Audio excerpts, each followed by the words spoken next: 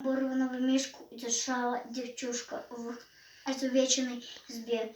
Кусочек хлеба — это очень мало, но крошечка достанется тебе. Снаряды пролетали и взрывались, смешалась кровью черная земля.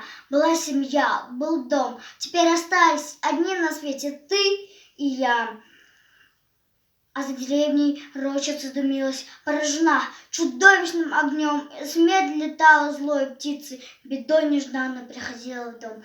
Ты слышишь, Миш, я сильная, не плачу, и мне на фронте автомат. Я отомщу за то, что слезы прячу, за то, что у нас сосенки горят.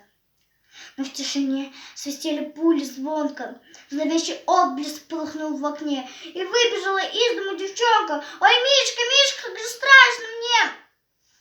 Молчание, ни голоса не слышно.